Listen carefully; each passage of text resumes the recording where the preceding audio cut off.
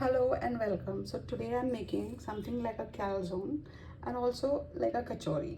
So it's total fusion. And so I've taken ingredients which are in kind of um, which also can you know uh, go along with calzone and can also go along with kachori. So the kachori side it's going to be one whole amalgamated mix, but on this side I have used nigella seeds and caraway seeds, that's kalonji and ajwain, which is typical kachori stuff. In here I have uh, thyme, oregano and basil. So what happens is this is the calzone part, but I'm going to mix it all up. I've used salt, this is curd, and I'm going to add a little bit of baking soda and make this a nice soft dough. Keep it to rise, and I will make the stuffing, cheese for the calzone, and maybe I'll use some boiled egg also. It's like how my mood is. It's going to evolve as my as I go. So this is baked kachori and baked calzone being the first step, making of the dough. I've used curd, 2 bowls of it, so there's a little bit left. I'll use that also, and I'm going to make the dough. So the dough is done. I didn't need it a whole lot. I'm going to rest this for some time. In the meantime, I'm going to make the filling, which is basically green peas and corn. So this is a filling. I just tempered nigella seeds and cumin seeds in a bit of coconut oil, and I've washed the corn and green peas. Here, even though it's frozen, I always wash these two, anything that is frozen, before using it. So I only buy corn and peas. So that I added salt, and now chili powder, turmeric powder and pepper powder I've added. Now I'm going to just cook this for a little time, and then I will be making the scrambled eggs, and then I'll start making the calzone. First I'll be making the calzone, and then I'll be making the kachoris, because kids will be going home to eat, and I want to make their thing first. So the eggs are done. I have scrambled eggs. Usually I never use non-stick pan, but today yesterday I made scrambled eggs in a steel vessel, and it took so long to come around, and I was like, it was a total sauna effect. So I made it fast in a non-stick pan, and this is the filling for the calzone. And I think I'm going to make sattvic kachori without any garlic, ginger or onion, because maybe, I don't know, I think at this point I feel I'm going to make it sattvic. So this is the filling for the calzone, which is perfectly fine, and it's a very little spice element. I'm going to start assembling the calzone. Since I've made a soft dough, I've made it into a roundish shape with my hand itself, and I have put a layer of this at the bottom. Then I've put eggs and cheese on both sides. I'm going to make it into a half moon shape, and then put some butter on it, and then put it on the tray sheet for baking.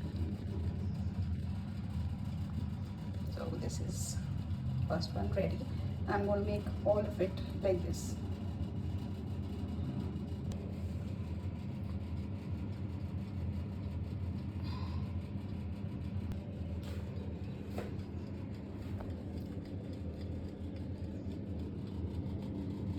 The fillings, cheese, I'll have to take out more cube cheese because this cheese is very little, and this is the butter. I kept it next to the oven. So in this second one I have put the cheese on the bottom, then the filling of corn and peas, and then the eggs. Now I'm going to fold this, and I'm using butter to roll it out.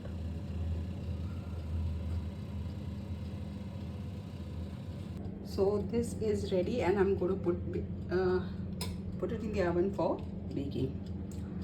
So this might open up a little, I think, but here goes.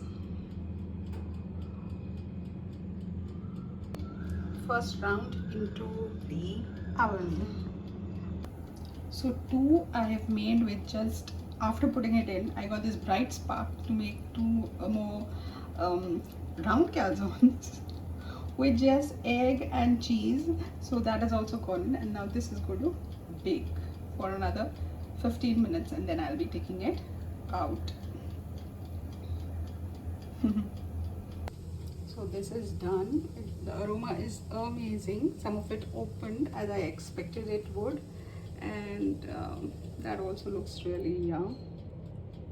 So I'm going to take a taste test. I'm going to wait for it to cool a little more, and then I'm going to take my taste test. It's